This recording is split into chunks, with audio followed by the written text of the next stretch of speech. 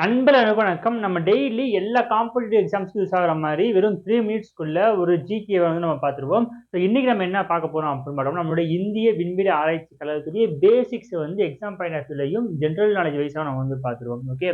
So Indian space research organisation, இந்திய விண்வெளி ஆராய்ச்சி கழகம், அது வந்து பல சாதனைகள் வந்து செஞ்சுக்கிட்டு இருக்கு. அதை பற்றி நம்ம பார்ப்போம். நம்மளுடைய சயின்ஸ் அண்ட் டெக்னாலஜியை வந்து பேசிக்கா வந்து அடித்தளம் போட்டவர் யாருன்னு பார்த்தோம்னா ஜவஹர்லால் நேரு தான் வந்து போட்டிருப்பாரு. இன்னைக்கு நம்மளுடைய இந்தியா பல துறைகள்ல முக்கியமா சயின்ஸ் அண்ட் டெக்னாலஜி வந்து இவ்வளவு தூரம் முன்னேறதுக்கு பேசிக் ரீசனே வந்து நேரு தான். அவர் வந்து ஒரு முற்போக்கான சிந்தனையாளர். அது மட்டும் இல்லாம அறிவியல் மனப்பான்மை நடக்கிறது நம்மளுடைய அடிப்படை கடமை அப்படின்னு நம்மளுடைய இந்தியன் கான்ஸ்டிடியூஷன்ல ஆர்டிகிள் 51ல ஹச் வந்து சொல்லும். ஓகே, நோட் பண்ணி வச்சுக்கோங்க. அடுத்தது விக்ரம் சராபாய், இந்திய விண்வெளி துறையின் தந்தை என்று அழைக்கப்படுபவர். ஏன்னா அவ்வளவு எஃபர்ட் எடுத்து அவரை நேரு அவர்கள்ட்ட பேசி வந்து இந்த கஷ்டமான சூழ்நிலையிலும் நமக்கு வந்து விண்வெளி ஆராய்ச்சி கண்டிப்பா தேவை அப்படின்றத வந்து உணர வைக்கிறாரு. ஸோ விக்ரம் சராபாய் இந்திய விண்வெளி துறையின் தந்தை. ஓகே, 1962 நேரு அவர்களான தலைமை வந்து என்ன பண்ணுவோம் அப்படின்னு பார்த்தோம்னா இன்காஸ்பர் அப்படின்னு ஒரு கான்செப்ட் வந்து கொண்டு வருவாங்க. இன்காஸ்பர் அப்படின்றது என்ன அப்படின்னு பார்த்தோம்னா Indian national commission for space research அப்படின்னா மீனிங். அதாவது இந்திய விண்வெளி ஆய்வு குழு அப்படின்றது இதுக்கான தமிழ்ல வந்து மீனிங். இதை வந்து கொண்டு வரவர் யாருன்னா 1962 வந்து நம்முடைய நேரு அவர்கள் வந்து என்ன பண்ணுவாருன்னா கொண்டு வருவாரு. ஓகே, இந்த இந்திய விண்வெளி ஆய்வுக்குள்ள என்ன பண்றாங்கன்னா பல ஆய்வுகளை வந்து மேற்கொள்றாங்க. நம்மளுடைய சயின்ஸ் அண்ட் டெக்ல வந்து நம்ம இந்தியாவோட வந்து டெவலப் பண்ணணும் அப்படின்றதுக்காக. அது மூலமா நம்மளுடைய கேரளால தும்பால வந்து என்ன பண்ணுவாங்க அப்படின்னு பார்த்தோம்னா முத வந்து ஒரு ராக்கெட் லான்ச்சர் வந்து கொண்டு வரணும் அப்படின்னு சொல்லி பண்ணுவாங்க.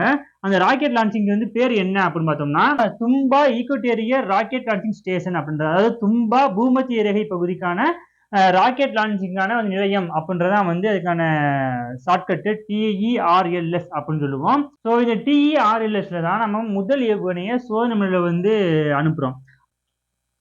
இந்த இன்காஸ்பர் அதுக்கு முன்னாடி வந்து எதுக்கு இருக்கா அப்படின்னு பார்த்தோம்னா DAEன்னு சொல்லுவோம். அதாவது டிபார்ட்மெண்ட் ஆஃப் அட்டாமிக் எனர்ஜி, அதுக்குள்ள தான் வந்து இருக்கும். அணுசக்தி துறையின் கீழே வந்து இருக்கிறதா இன்காஸ்பர். அதை வந்து பிரிக்கிறாங்க. 1968ல வந்து அதுக்கான பிளானை வந்து போடுறாங்க. 1969ல பெங்களூரை வந்து தலையிடமாக கொண்டு இஸ்ரோ, இந்திய விண்வெளி ஆய்வுக் கழகம் அப்படின்னு ஒரு தனி நிறுவனத்தை வந்து உருவாக்குறாங்க, ஒரு ஆர்கனைசேஷன் வந்து உருவாக்குறாங்க 1969ல. அப்ப யார் பிரைம் மினிஸ்டர் அப்படின்னு பார்த்தா நம்ம இந்திரா காந்தி அம்மையார் அவர்கள் தான் வந்து இருப்பாங்க. அவங்களுமே வந்து சயின்ஸ் அண்ட் டெக்னாலஜில நம்ம இந்தியா வந்து ரொம்ப வளர்த்த கொண்டு போகணுன்றத ரொம்ப முக்கிய பங்கு வந்து ஆற்றுவாங்க. இஸ்ரோ வந்து எப்ப உருவாச்சுன்றதுக்கான டேட் வந்து ரொம்ப முக்கியமான, நான் சிம்பிளா வந்து ஞாபகம் வச்சுக்கலாம். ஆகஸ்ட் 15ல வந்து கொண்டு வருவாங்க. ஆகஸ்ட் 15 1969ல வந்து கொண்டு வருவாங்க. ஓகே, அதுக்கப்புறம் வந்து என்ன பண்றாங்க அப்படின்னா 1970ல ஃபர்ஸ்ட் ராக்கெட் வந்து லான்ச் பண்றாங்க, SLV-3.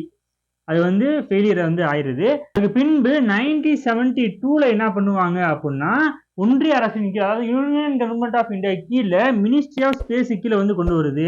அதுக்கப்புறம் இந்த இந்தியன் ஸ்பேஸ் ரிசர்ச் ஆர்கனைசேஷனுடைய முக்கியமான வேலை என்னன்னா நம்மளுடைய விண்வெளி துறையில வந்து இந்தியா வந்து வல்லரசா வந்து கொண்டு போறது.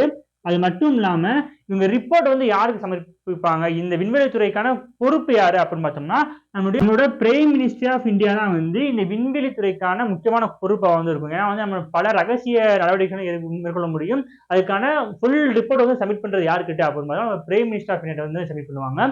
இதான் இஸ்ரோ ஆர்கனைசேஷனை பத்தி ஒரு பேசிக்கான வந்து ஒரு இன்ட்ரோ. இதான் வந்து நம்மளுடைய இந்திய விண்வெளி ஆராய்ச்சி பற்றி ஒரு பேசிக்கான இன்ட்ரோ கிளாஸ். வந்து டெய்லி வந்து நம்ம 3 நிமிஷத்துக்குள்ள ஏதாவது ஒரு டாபிக் வந்து பார்த்துருவோம். பாலிட்டி, எக்கனாமிக்ஸ், ஹிஸ்ட்ரி, ஏதாவது ஒரு டாபிக் வந்து பார்த்துருவோம்.